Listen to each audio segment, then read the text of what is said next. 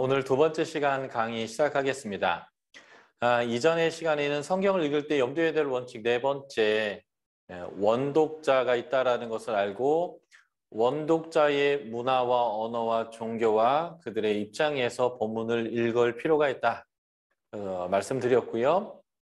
자, 성경이 역사 속에 존재하는 언어로 되어져 있기 때문에 그 언어를 그것을 표현해낼 때에 첫 번째 원독자에게 최적화되어서 하는 말씀들이 있어요.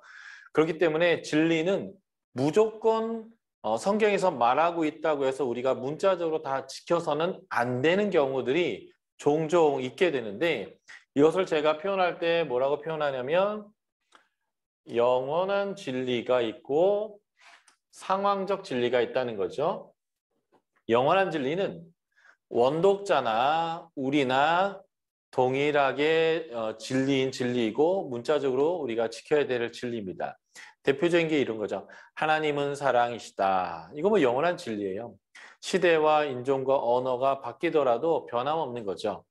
예수 그리스도가 우리를 위해서 죽으셨기 때문에 우리가 구속곧 죄사함을 받았고 그 예수 그리스도를 믿으면 영원한 생명을 얻는다. 이런 것도 영원한 진리에 속한 것이 되겠습니다. 그러나 상황적 진리도 있습니다.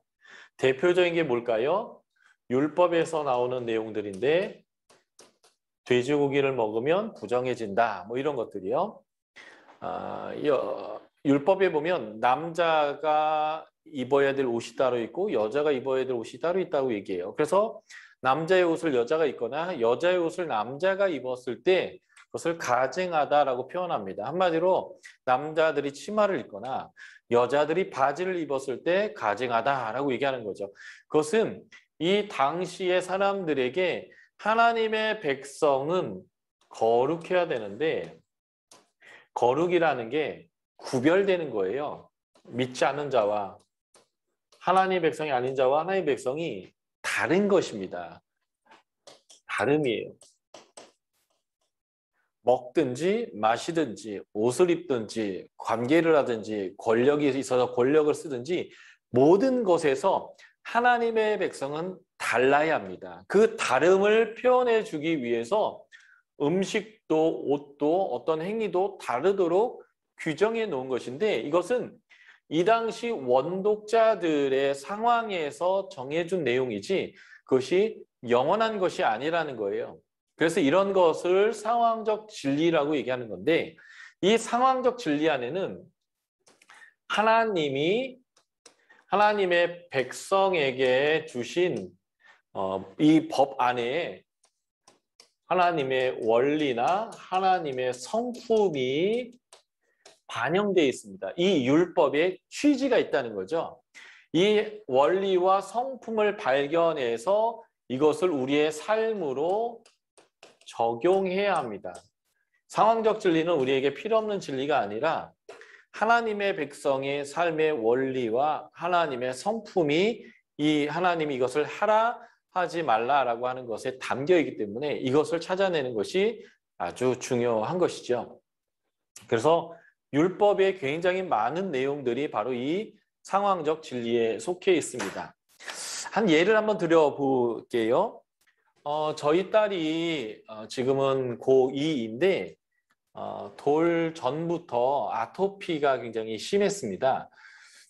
그래서 얼굴이 이렇게 늘 빨갛게 돼 있기도 하고 여기저기 접히는 데가 아이가 긁어서 상처가 나기도 하고 이런 일들이 많았죠. 그래서 저희 아내가 어릴 때부터 슬로우 푸드죠.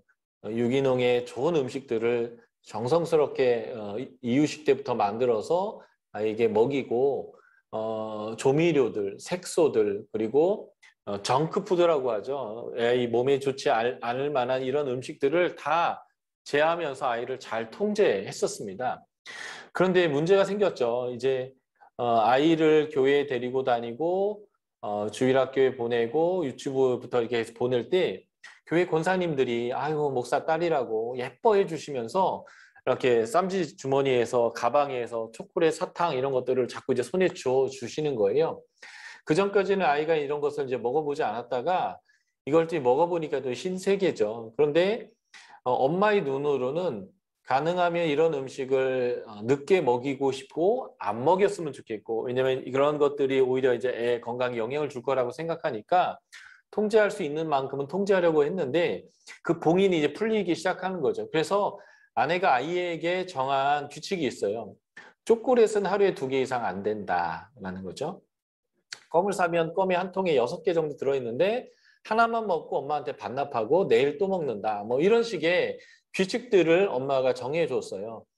그러니까 이제 이거는 영원한 진리가 아니라 바로 상황적 진리입니다. 모든 애들이 그래야 될 필요가 있는 것이 아니라 우리 아이가 아토피가 너무 심하고 그리고 그 엄마가 해주는 음식 말고 사서 먹는 음식이나 조미료가 많이 들어간 거, 색소가 많이 들어간 거 이러한 이제 음식들을 먹였을 때 훨씬 더 이 아토피 증상이 심해지기 때문에 이 아이에게 최대한 이것을 안 먹여야 되는데 아이가 이제 맛을 봤기 때문에 전혀 안 먹일 수는 없고 또 다른 아이들이 먹기 때문에 아이에게 최대한 적게 이것을 먹게 하기 위한 엄마의 원칙이 있었던 거죠. 그것은 초콜릿은 하루에 2개, 그리고 껌은 한 번에 1개씩만 씹는 거, 이런 식으로 이제 엄마가 정해준 건데 거기에는 원리가 있는 거예요. 너에게는 이런 음식이 해롭다. 이런 음식을 먹으면 네 건강에 안 좋고 심히 간지럽다. 그렇기 때문에 안 먹는 게 최선이지만 네가 너무 이것을 먹고 싶어 한다라고 한다면 조금만 먹어라 라는 거예요. 하도 이런 것들을 안 먹였더니 아이가 이제 초등학교 가서 피아노 학원 갔는데 피아노 학원 1층이 문방구였는데 그 문방구에서 초등학교 고학년 언니들이 돈 주고 사는 100원, 200원짜리 막 이런 것들을 먹는데 애가 이제 그걸 너무 먹고 싶어 이렇게 쳐다보니까 언니들이 이렇게 손바닥에 막 줬나 봐요. 이렇게 쏟아가 줬는데 이 피아노 학원 버스를 타고 집에까지 오는 동안 이걸 다 못 먹은 거예요. 아까워서 아끼고 있다가 집에 딱 내려서 엄마를 보는 순간 팍 털어놨어요. 엄마한테 뺏길까 봐. 예, 그럴 정도로 이 아이가 이제 아토피가 좋지 않아서 이 통제를 했는데 그럴 때 아이에게 준 상황적 진리가 이거예요.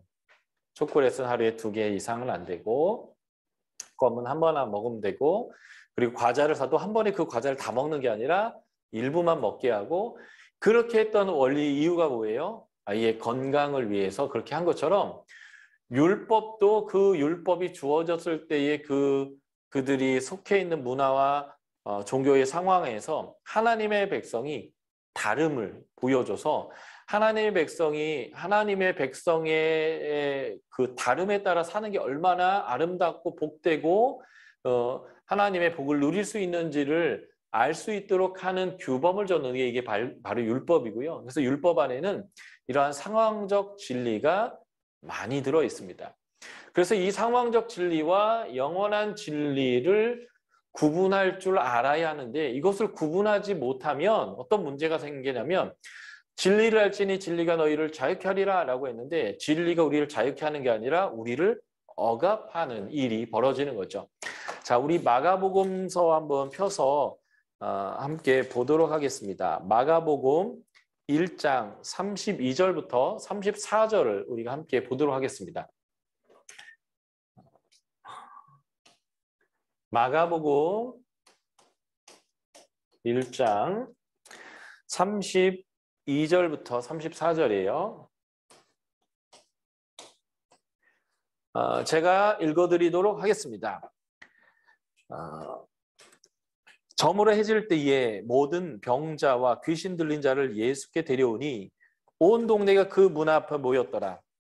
예수께서 각종 병이 든 많은 사람을 고치시며 각종 귀신을 내쫓으시되 귀신이 자기를 알므로 그 말하는 것을 허락지 아니하시니라. 여기 보면 저물어 해질 때에 병자와 귀신 들린 사람들이 예수님에게 우르르르르 나와서 예수님의 치유를 경험합니다. 왜 일찌감치 나오지 저녁 해질 때에 이 사람들이 예수님에게 나왔을까요? 팔레스타인 문화는 낮이 굉장히 뜨겁고 그렇기 때문에 낮에 예수님에게 찾아오는 것이 너무 힘들었을 거고 그래서 해질 저녁에 선선해지니까 이들이 나왔다라고 볼 수 있지만 본문의 문맥을 보면 그런 이유가 아니었음을 명확하게 알 수 있습니다. 자, 1장 21절을 한번 봐주실까요? 그들이 가버나움에 들어가니라 예수께서 곧 안식일에 회당에 들어가 가르치심에. 지금 안식일이에요. 이 안식일 날에 예수님이 회당에서 가르치시고 귀신 쫓으시고 29절 보면 시몬의 장모의 집에 가셔서 그 장모를 치료하시고 그리고 해가 졌는데 사람들이 왔다는 것입니다. 자, 보십시오. 지금이 안식일입니다. 안식일은 하나님의 백성인 우리들이 안식, 쉼, 행복을 느끼라고 일하지 말라고 하신 거예요. 일 안 하는 게 핵심이 아니라 쉬라고 일하지 말라고 얘기했던 것입니다. 그래서 이날은 안식을 누리고 쉼을 누리고 행복해야 되는 날인데 안식일에는 일하면 안 된다, 안식일에는 여행하면 안 된다 라고 하는 이 안식일을 지키려고 하는 사람들의 율법을 폐하는 해석이에요. 그 해석 때문에 사람들이 고통스럽게 귀신 들려 있고 병 들어 있어서 안식일 내내 고통과 괴로움 속에서 견디다가 해가 지니까 안식일이 끝난 거예요. 안식일은 금요일 날 해질 때부터 시작해서 토요일 해질 때까지거든요. 그러니까 해가 지자마자 안식일이 끝나자마자 이들이 예수님에게 우르르르르 나와가지고 안식을 경험하고 쉼을 경험하고 행복을 경험했다는 거예요.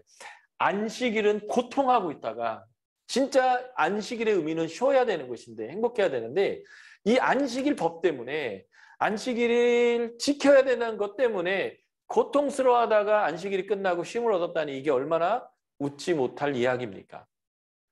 이게 성경 해석을 잘못했다 오는 거예요.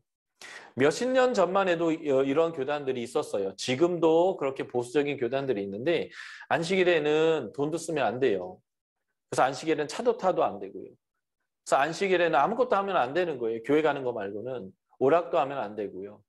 그래서 안식일을 거룩히 지켜라 라고 하는 그 내용대로 주일날 돈을 못 쓰는 거예요. 그러니까 아이가 오늘 과자가 먹고 싶어서 엄마한테 과자 좀 사달라고 하는데 안 사주는 거예요.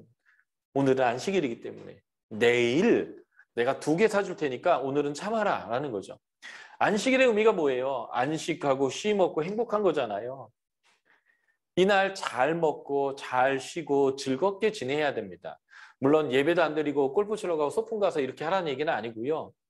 하나님 안에서 누리는 안식이 있고 하나님 안에서 그 가족 공동체에서 좋은 것도 먹고 맛있는 거 먹으면서 이렇게 행복해야 되는데 이 성경 해석을 잘못하니까 안식일 아무것도 할 수가 없는 거예요.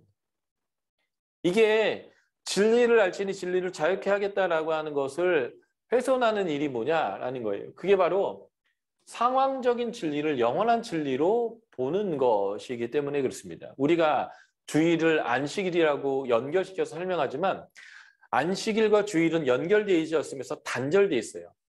안식일은 아까도 제가 말씀드렸지만 금요일 저녁 해질녘부터 토요일 저녁까지가 안식일이에요.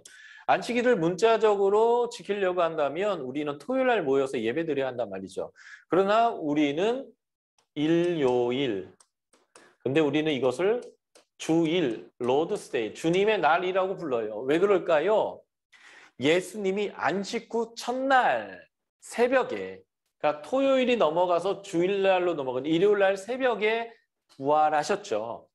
그래서 예수님이 부활하신 이 날이 우리가 죄와 상황으로부터 자유케 되고 영생을 얻을 수 있도록 하는 길이 열린 날이 이 예수님이 부활하신 날이기 때문에 우리는 이 일요일을 주일이라고 부르고 이 주일을 안식일에 진정한 안식을 우리가 경험하게 한 날이다. 그리고 그 안식을 경험하는 날이다라고 우리가 이제 의미를 부여해서 우리는 이 날 주일을 일요일을 안식일의 의미로 우리가 지키고 있단 말이에요. 그러니까 구약의 안식일을 문자적으로 지키는 게 아니라 안식은 하나님이 세상을 창조하시고 우리에게 쉼을 주신 날이고 그래서 우리가 쉼을 누리는 날인데 예수 그리스도가 그 새로운 창조주로 우리 가운데 오셔서 우리에게 하나님 나라의 안식을 주시는 것을 완성한 날이 바로 안식 후 첫날인 일요일. 그래서 우리는 주일이라고 부르는 이 날을 우리는 안식일의 의미를 계승해서 예배드리고 있단 말이죠. 그러므로 그 의미를 계승해야 되는데 문자적으로 안식일을 그대로 지키려고 애쓴단 말이에요. 자, 마가복음 2장으로 가면 2장부터 3장 6절까지 5번 유대인과 예수님이 충돌하게 되는데요. 이 충돌의 이게 중에 4번째, 5번째가 안식일 논쟁입니다.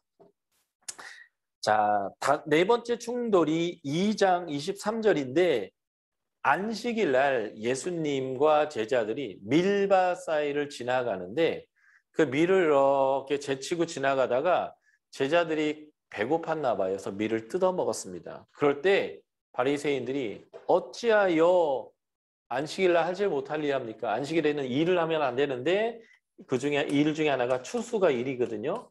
그런데 이스라엘 백성에서는 배고픈 사람이 자기 밭이 아니어도 가서 따먹는 것은 합법이에요.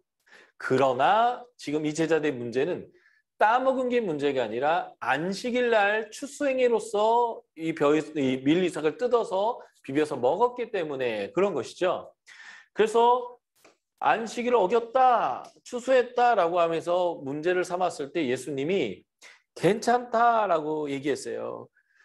그 괜찮은 것을 뭐로 예를 들었냐면 다윗이 사울에게 쫓겨서 도망갈 때에 이제 너무 배고파 죽겠는 거죠.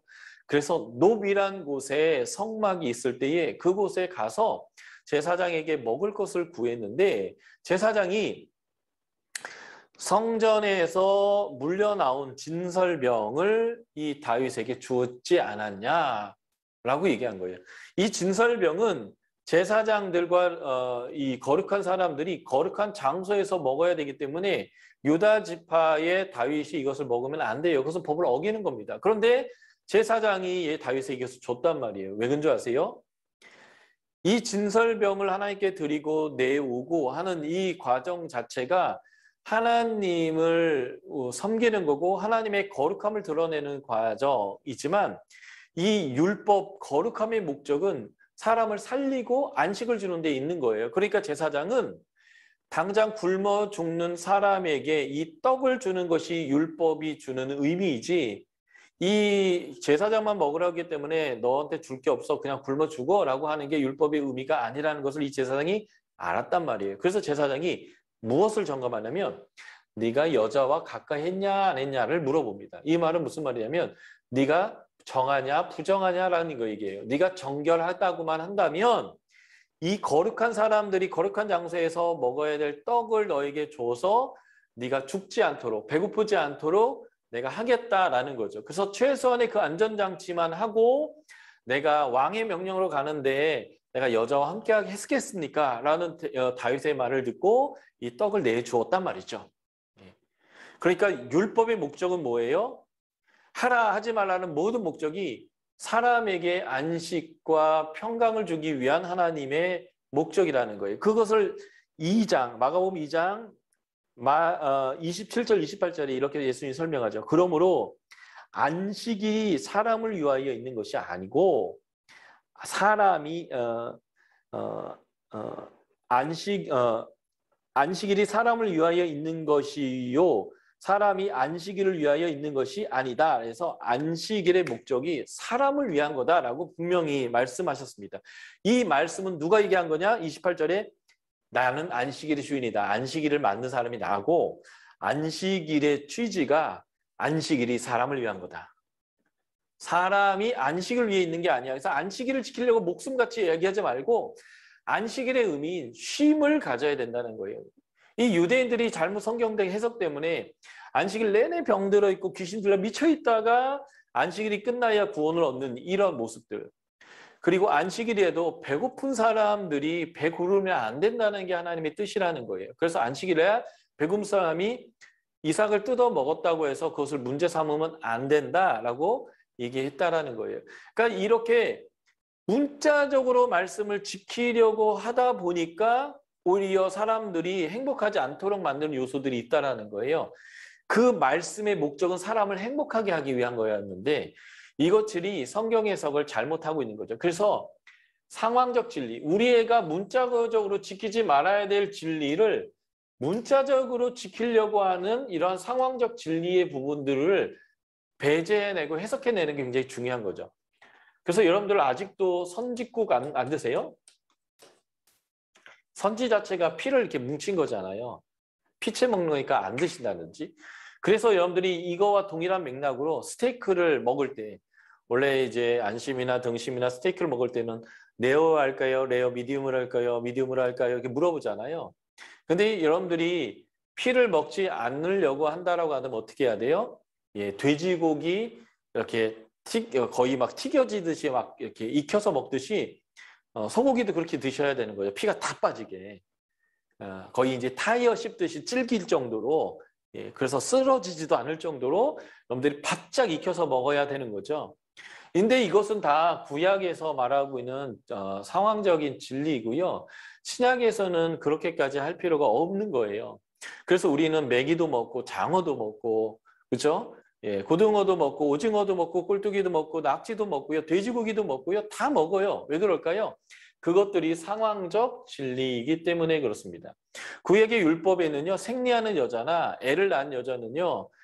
일정 기간 동안 아예 성전에 오지 못합니다. 그래서 여러분들도 생리하는 주간이 되면 교회 안 가십니까?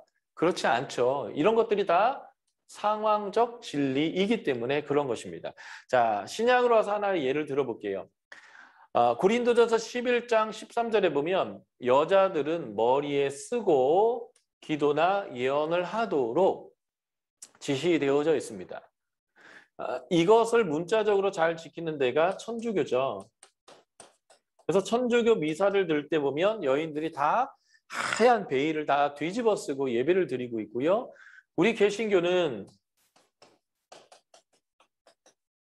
이렇게 문자적으로 지키지 않죠. 왜 이것을 문자적으로 지키지 않을까요? 이게 바로 상황적 진리이기 때문에 그렇습니다. 이게 그러면 영원한 진리인지 상황적 진리인지를 어떻게 구분할 것인가? 그것은 원독자의 상황을 가지고 설명하면 되는데요. 1세기에 교회가 세워질 당시에 여성들의 지위와 위치가 이렇게 여자들은 머리에 쓰고 예배, 기도하거나 예언하도록 하는 이유가 되었습니다. 뭐 지금으로부터 2000년 전에 이 서양의 1세기나 우리나라의 상황이나 거의 비슷한데 우리나라도 몇십 년 전만 해도 이런 얘기들이 있었어요. 아침에 남편이 출근하려고 하는데 아내가 이제 뭔가 이제 불만이 있는 거죠. 어려움이 있고. 그래서 남편에게 따다다다다다 했어요. 그러면 남편이 감히 이런 말을 한 적이 있었다고요. 아침부터 여자가 재수없게 뭐 이런 말이요. 예. 그만큼 여자들이 되게 무시되었죠. 저는 태어날 때 어머니께서 그 한나의 기도이죠. 아이를 주시면 목회자를 세우겠습니다. 그래서 서원에서 난 아들이거든요. 그래서 제가 목회자가 됐는데 어머니가 서원하게 됐던 배경이 뭔지 아세요?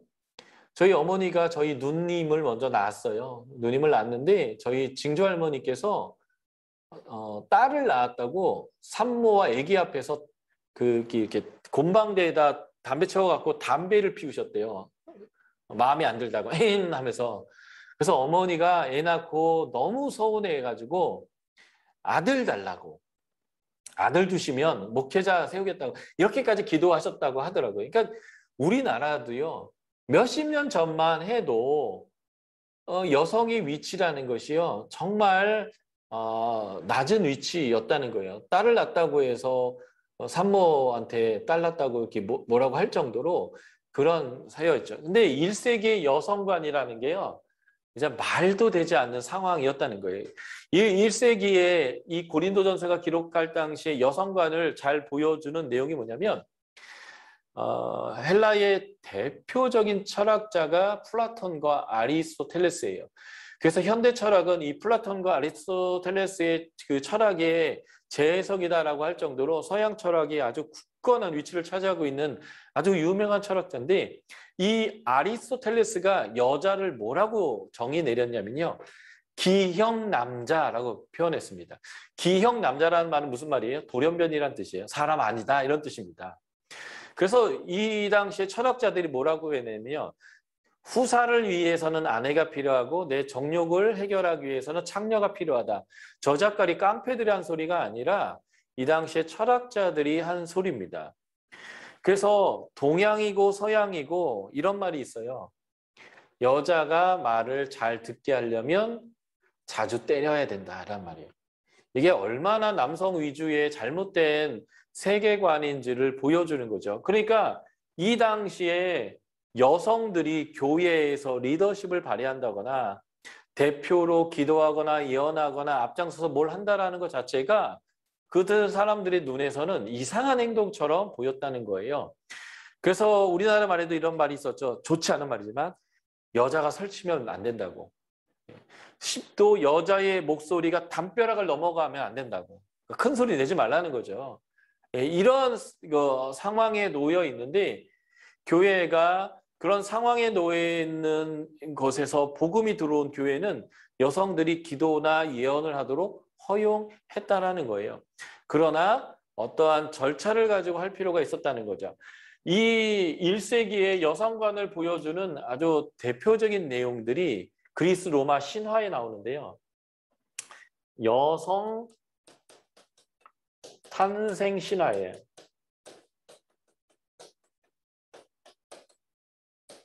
여성이 만들어지게 됐던 신화가 있어요. 여성 탄생 신화는 여러분들이 잘 아는 판도라의 상자와 연관되는데 제우스를 포함한 올림푸스의 신들과 그 이전의 신들과 어마어마한 전쟁이 있었습니다.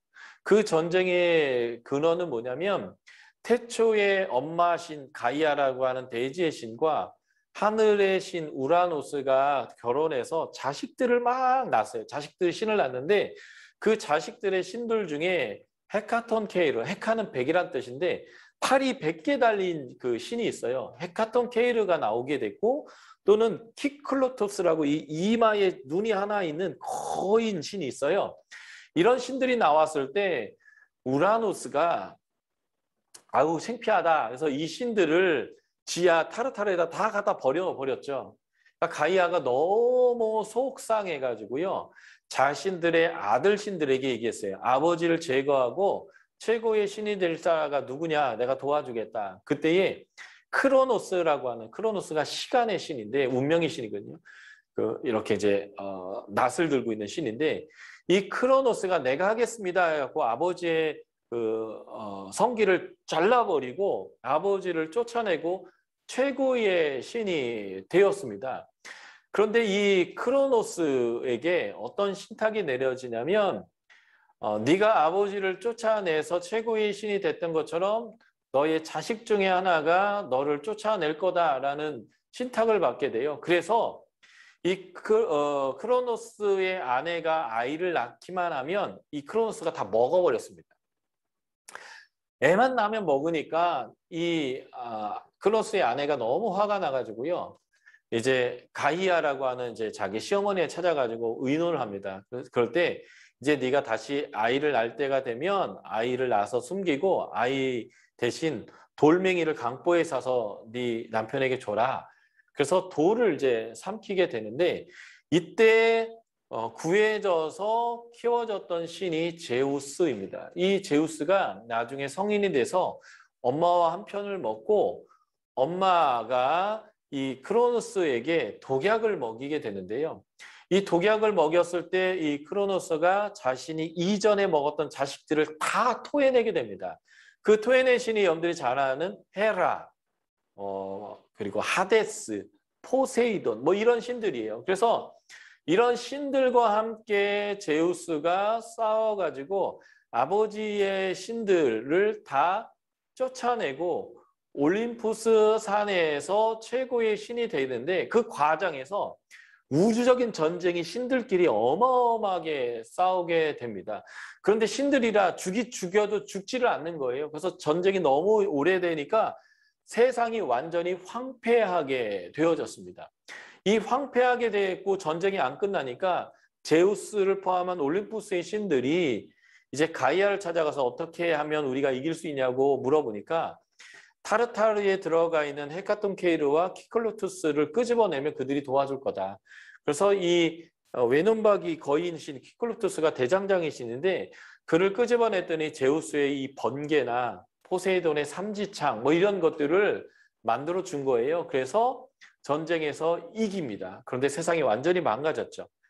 그래서 프로메테스와 에피메테우스라고 하는 두 형제 신을 보내서 세상을 다시 창조하게 하는데 프로메테우스라는 것은 앞을 내다본다는 뜻이고요. 에피는 뒤를 본다는 뜻이에요. 그래서 에피메테우스는 이를 저질러보고 하는 이런 입장이 있고요. 프로메테우스는 신중하게 앞을 예상하면서 하는 신인데 제우스가 세상을 만들 수 있는 재료들을 이 두 신에게 주어서 내려보냈을 때 에피메테우스가 막 짐승들을 다 만들어요. 그래서 독수리에게 날개를 주고 사자에게 강렬한 이빨을 주고 치타에게는 빠르게 달릴 수 있는 근육을 주고 싹 써버립니다.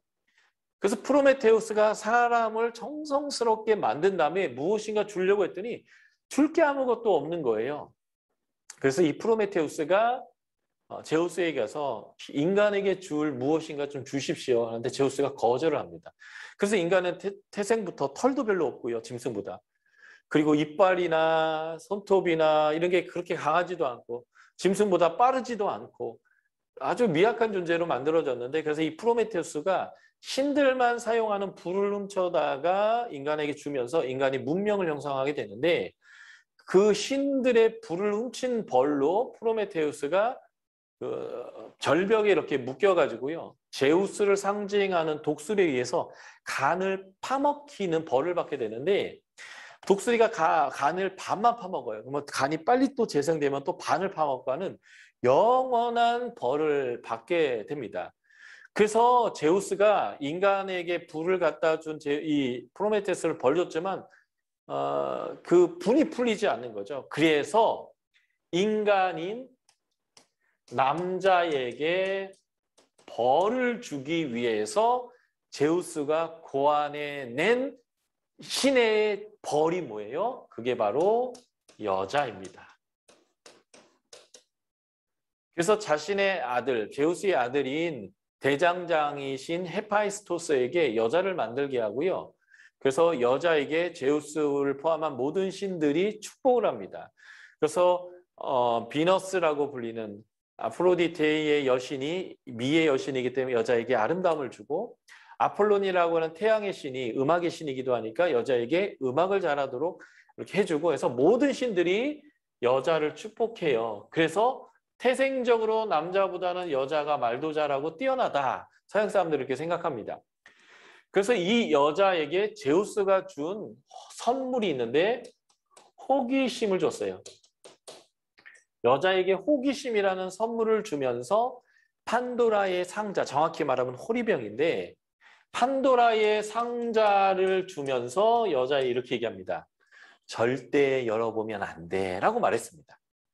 그러니까 이 여자가 너무 궁금한 거예요. 너무 궁금해서 인간 세상으로 온 이 여자가 이 상자를 열었는데 이 상자에서 인간사 모든 고통의 문제가 그때 다 쏟아져 나왔어요. 그러니까 여자가 깜짝 놀라서 이 상자를 딱 닫아버렸는데 이때 무엇이 못 나왔냐면 소망, 호프. 인간의 세상에 나와야 될 소망이 못 나오고 인간사의 모든 고통의 문제들이 이때 다 쏟아져 나왔다는 거예요. 이게 이제 그리스 로마 신에 나오는 판도라의 상자인데 이 그리스 로마 신화가 보여주는 여자를 어떻게 이해하고 있어요? 여자는 탁월하고 뛰어나고 그러긴 하는데 남자한테 위험해. 남자에게 벌로 준 거야. 그래서 두들겨 패서라도 남자에게 복종시켜야 돼. 여자는 신이 우리에게 내린 벌이야. 이제 이런 사고를 갖고 있으니 여자들을 제대로 대우할 수 있겠냐라는 것이죠. 그런데 기독교는 여자들을 대우합니다. 여자들이요, 예언하거나 기도도 합니다. 여자들이 리더십을 발휘해요. 구약에 능통했던 아볼라라고 하는 알렉산드리아 출신의 탁월한 사람을 누가 가르치냐면 브리스길라와 아굴라가 가르치는데, 브리스길라가 여성의 이름이에요. 이름이 앞에 나옵니다. 이 여성과 사도 바울이 함께 사역했을 뿐만 아니라 이 여성이 탁월한 사역을 했음을 알 수 있어요. 고린도전서 16장에 보면 여자 집사 베베가 로마로 가면 이 사람의 모든 필요를 공급하라고 얘기하는데 사도적 대우를 하라는 것입니다. 복음 전도자로서 이 여인의 모든 필요를 채우라. 사도 바울은 기독교 공동체는 여성 리더십을 인정했어요. 그러나 교회가 복음을 전해야 될 세상이 아직 그 수준에 도달하지 못했습니다. 그래서 교회가 세상을 배려해서 여성들이 교회에서 리더십을 발휘하거나 기도나 예언하는 것은 가하지만 어떻게 하라? 세상이 봤을 때 무질서한 공동체로 여겨지지 않도록 덕스럽게 하라는 거예요. 그게 뭐냐면 여자들이 머리에 써라라고 하는 것입니다. 고대에는 동양이고 서양이고요. 여자들이 어디까지 노출할 수 있느냐는 남자들이 결정하는 것입니다. 지금 아프가니스탄의 탈레반이 다시 정권을 잡고 나라를 세우면서 어떤 일들이 가장 주목되고 있어요. 여성들에 대한 처우죠. 그래서 여성들이 그전에는 얼굴을 내놓고 다녔는데 이제 부르카라고 해서 이게 눈만 내놓을 수 있는 까만 걸로 완전히 뒤집어 쓰고 다니지 않으면 얻어맞아요. 막 갇히고요. 학대를 당하게 됐고요. 그래서 여자들이 나가지를 못하는 상황에 놓이게 되는 거죠. 우리나라도 옛날에 보면 그 양갓집 여인네들이 밖에 돌아다니려면 쓰개치마라고 해서 이렇게 뒤집어 써서 눈만 빼꼼히 내놓고 다녔단 말이에요. 이게 뭐냐면 남자의 통치하에서 여자들이 어디까지 자신을 오픈할 수 있느냐를 보였다는 거죠. 그래서 머리에 뭘 쓴다는 것은요, 남자의 통제와 다스림을 받는다라는 의미를 뜻합니다. 그러니까 교회 공동체가 여성과 남성이 평등하고 그래서 여성들이 교회에서 리더십을 발휘하거나 기도나 예언할 수 있지만 우리가 복음을 전해야 될 세상이 아직 그 수준에 이르지 못했을 때 세상에게 교회가 덕이 있고 질서가 있는 공동체인 것을 보여주기 위해서 여자들은 머리에 기도하고 예언하거나 기도할 때에 머리에 써라라고 말하는 거예요. 그러니까 이제 이러한 여성관에 의해서 이런 일들이 벌어졌던 것이죠. 우리나라에서도 옛날에 교회를 진다면 이렇게 기역자 교회를 진 적이 있었습니다. 지금 한국에는 딱 두 군데 이 기역자 교회가 남아있어요. 저희 익산 지역하고 예산에 가면 여기 이렇게 강대상이 이렇게 있고요. 여기 커튼이 쳐 있고 여기서 목사님이 설교를 하는데 이쪽에는 여성분들이 이쪽에는 남성분들이 한 공간에 있으나 분리돼서 예배를 드렸단 말이죠. 왜 그럴까요? 우리나라의 초창기 교회가 들어왔을 때의 상식이 있어요. 남녀 7세 부동석. 남자와 여자는 유별하기 때문에 7살만 된다면 그 이후부터는 따로 앉아야 된다라는 거예요. 그래서 집을 져도 안채, 사랑채, 바깥채 이렇게 지었단 말이죠.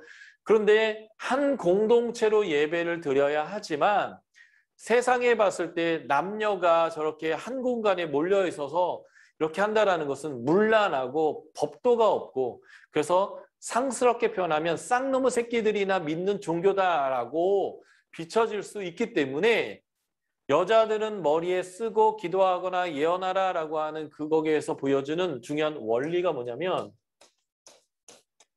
교회는 세상에 덕스러움을, 덕을 보여주는 공동체가 되어야 한다는 거예요. 그래서 건물을 지어도 이렇게 지은 거예요. 기역자로. 여자 따로, 남자 따로. 그러니까 이 여자들은 머리에 쓰고 기도하거나 예언하라는 것은 영원한 진리가 아니라 상황적 진리입니다.